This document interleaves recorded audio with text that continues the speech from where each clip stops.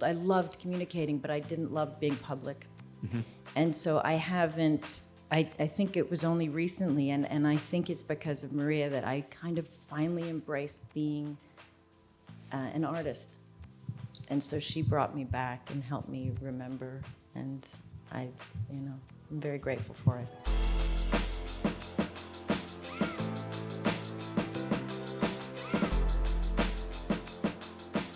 Pablo, I'm going to start with you. You don't have to be a very deep thinker to realize that Jackie Kennedy, Lady Diana, and Maria Callas all have one thing in common, and that is you made movies about all three of them.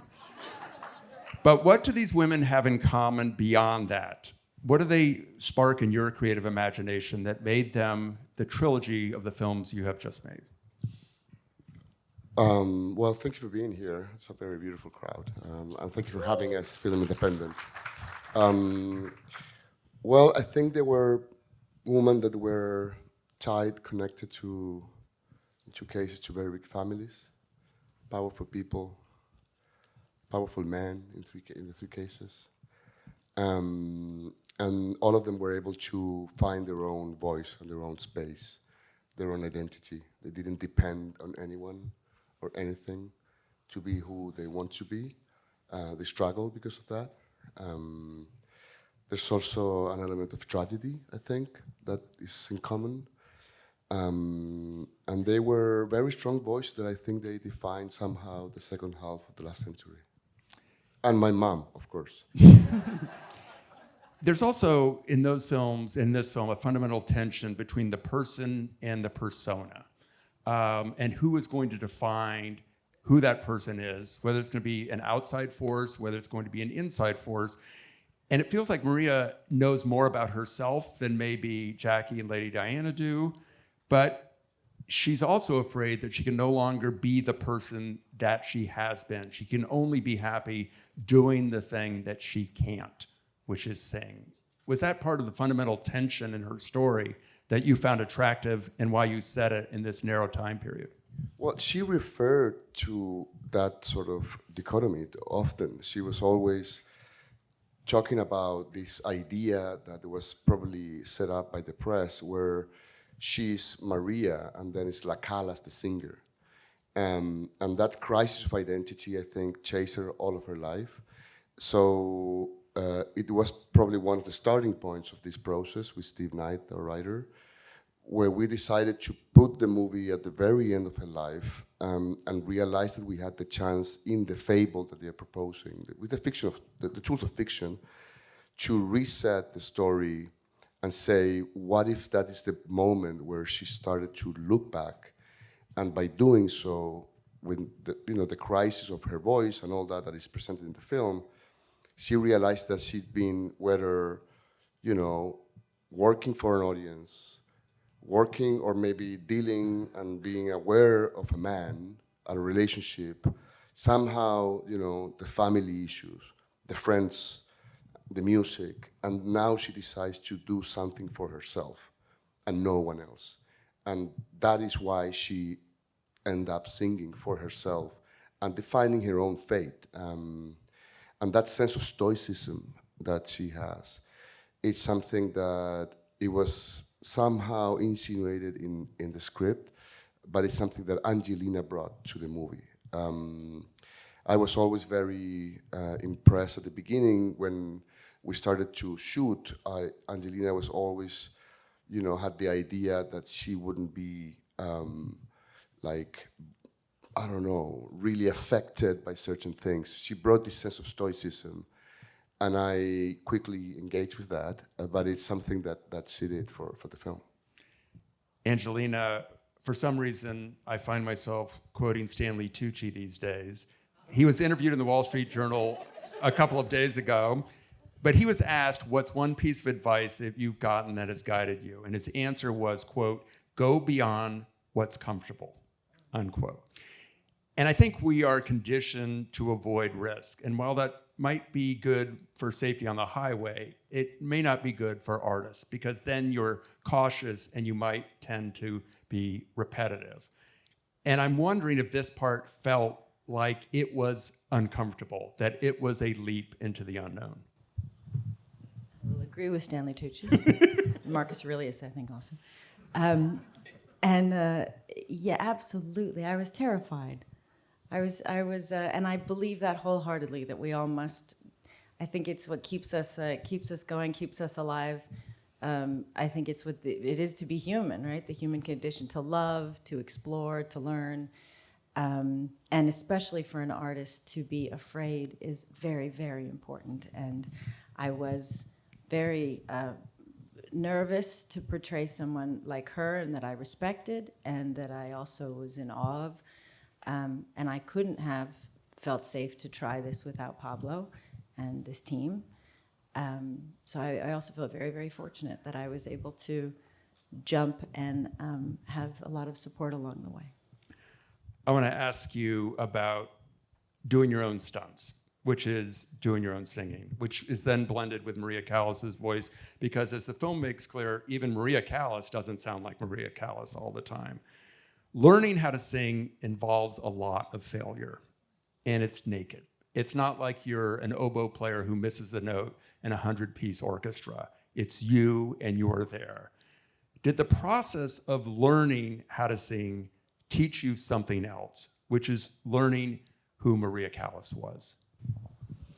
Yes, it certainly taught me that to be an opera singer, the technician she had to be, the emotional person, the technician. There was so much about it, the physicality, that just who she was, but also which arias she loved, that she wanted opera not to be elitist, that she wanted to connect to people. It made me just love her and understand why it would mean so much to her to lose her voice. It wasn't vanity, it was her communication to the world. And so, yes, it was very, and I didn't sing. I actually had someone in my life tell me I couldn't sing. I was in a relationship with someone who was very unkind. And it made me really shy about it. So I never really tried. And I say this because we've all had this in our life, where this, to find your voice. What is your voice? We all have a voice, and so you don't realize how much you get locked in life, and you never know. And then I found out with opera you can't fake opera, which I think when I stepped into this I thought maybe I'd be lip syncing a little bit more. But then not only could you not fake it, but you have a director that really knows opera, and is very, so. And then I found out it would be just my voice on set, because we didn't have anything else playing in order to record it. So it was like this, but nothing else, and just singing, which is truly my nightmare. This is the actor's nightmare. This was my my nightmare. So So it is, as I said, naked. It was terrifying. He knows. I was scared. Just to explain everyone how it is very quickly, she's wearing an earpiece, and so she's listening to Maria's voice and the orchestra. But in order to really do this well, technically, there's no AI in here, just to clarify, or something like that, or like a super software. We record her voice with nothing else. So she's bare singing in front of this amount of people, and then we record that, and then later we mix it. So sometimes it's 1% of Angie, 2%, every breath, everything is in there, of course. And sometimes it's 50% or 60%, depending on the scene. There's no way out. You can't cheat. This is not David Bowie that you put in a car and you sing along, Let's Dance or whatever. You have to sing it. And I don't think she was very aware of that at the beginning, but she ended up being very aware and did a beautiful job thanks to the discipline. She was there to work.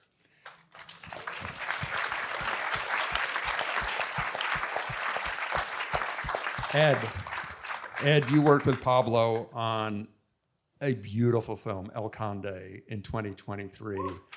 That film was shot entirely in black and white, which isn't to say you didn't play around with contrast and light and shadows.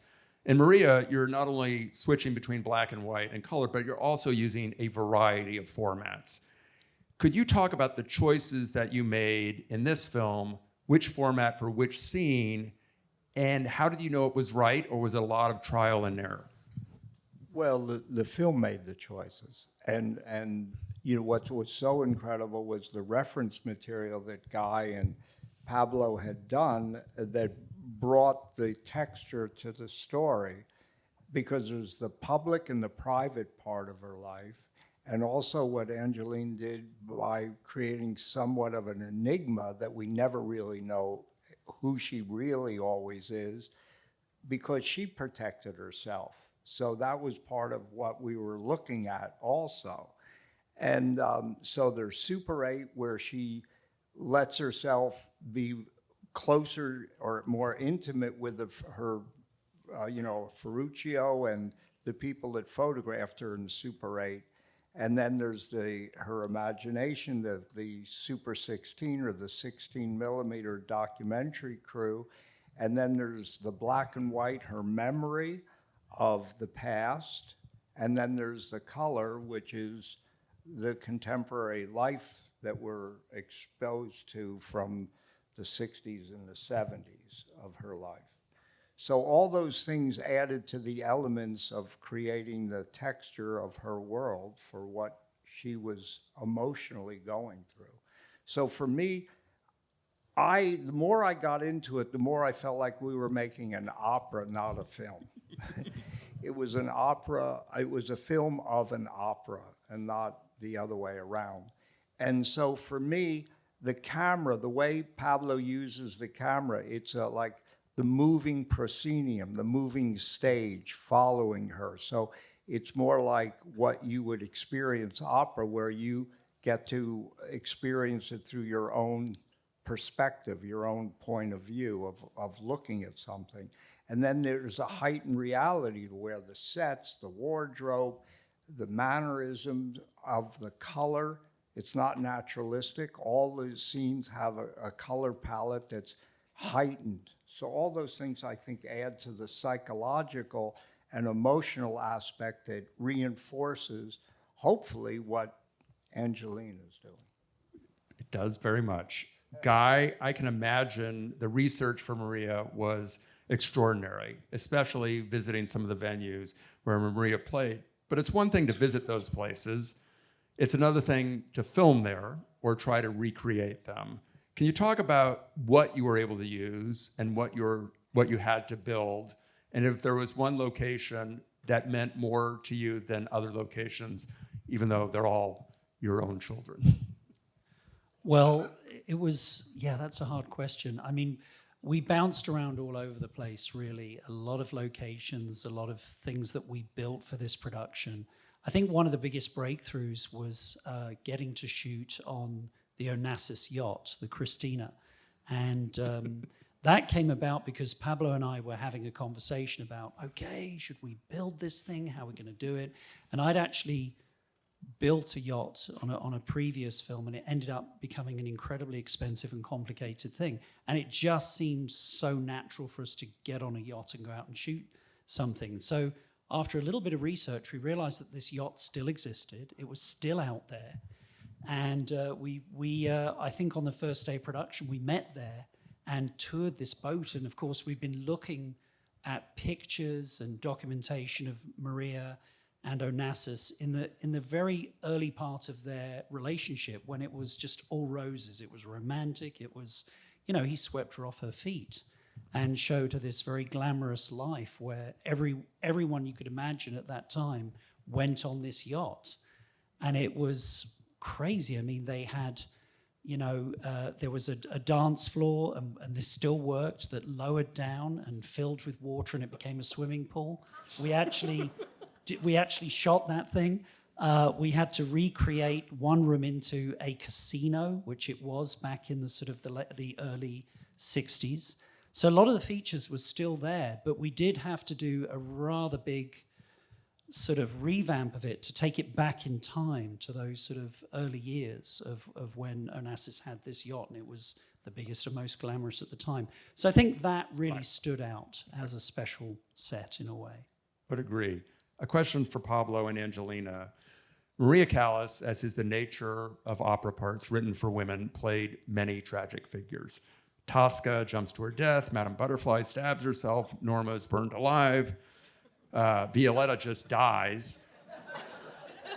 But it feels like the music from some of those operas is in the film something like Maria's internal playlist, that she is hearing, or we are hearing, cues from those operas that are reflecting part of her mindset at the time. I don't know if I'm reading into the film something, or was that part of its design based on Maria's mood, that she would hear or you would play different pieces that reflected that mood from her own performances? Well, good catch. I had a 50-50 no, shot. we've been doing a lot of press as the first person who actually asked that, and it's exactly how it is. We worked it out as someone, Maria, in the film, that is someone that has become the sum of the tragedy that she played on stage. Out of the 8 biggest opera that she performed over and over and over again during what's considered Maria Callas' prime, that lasted around 17 years. 7 of them were tragedies, and basically, since she was the lead character, she was basically dead on stage when the opera was over. Mm-hmm. So we built a form of a hidden map of music, and every opera or every aria, when she sings it in the film, is related to what's going on in the movie and in the opera as well. So, and I thought that we were going to be super smart, and then we're gonna subtitle it, right? So people would like understand. And then when we tried the subtitles, it was just absolutely absurd. It didn't make any sense. And the bad part of it, the really bad part, is that it was distracting. Right.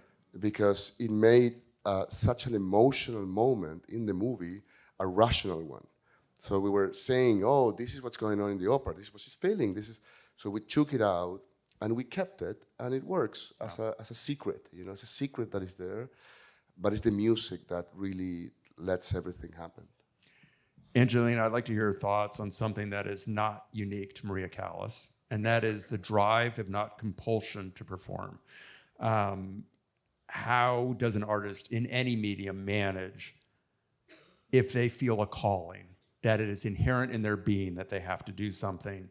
And if your life is largely defined by how others receive your creative work, what does that mean when you no longer can create it?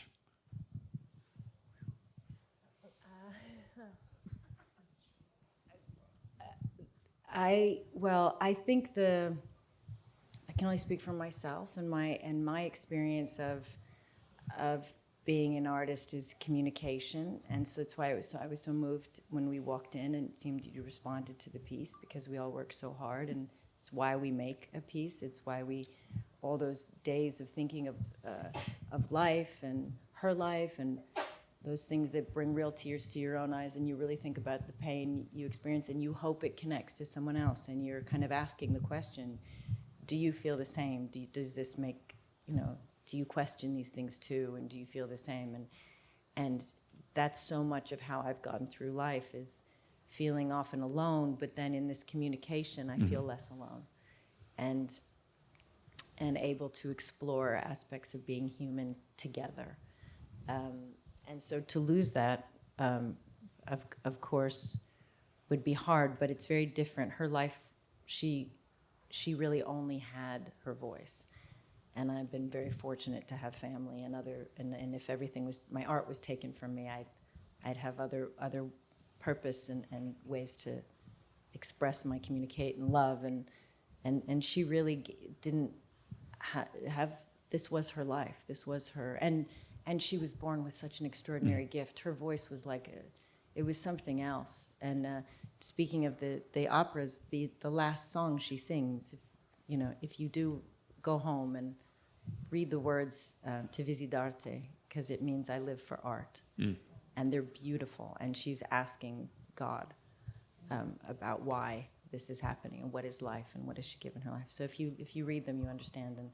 And I think for her it was it was emotional and spiritual, and it was something beyond my understanding of art. I don't think you've ever played a performer before did playing Maria change your ideas, your understanding of what it is to be an artist? Did it change? Every movie changes you, but did it change your way of thinking about artistry?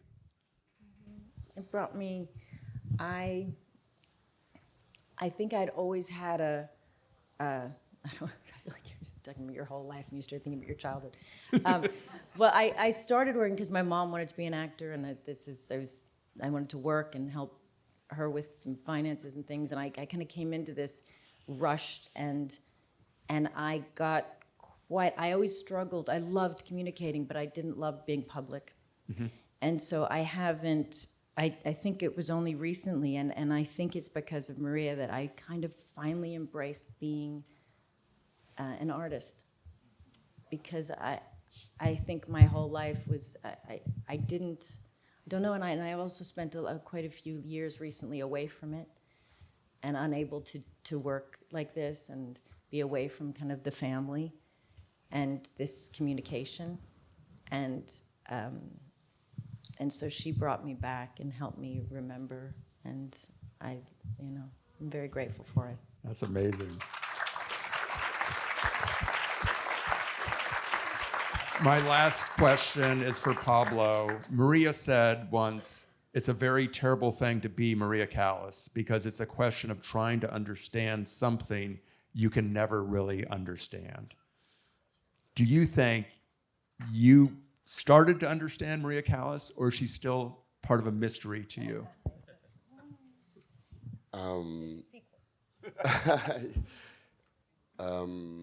I'll tell you this.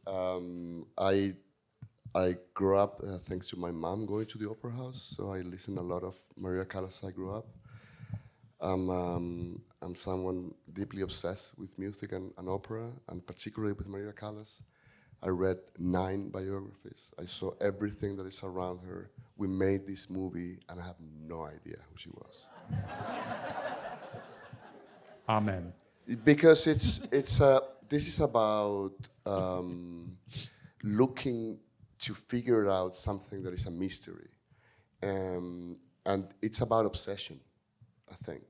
And these gentlemen here are very obsessive people, as we all are, and what we do basically is that we fall in love with her and with her work.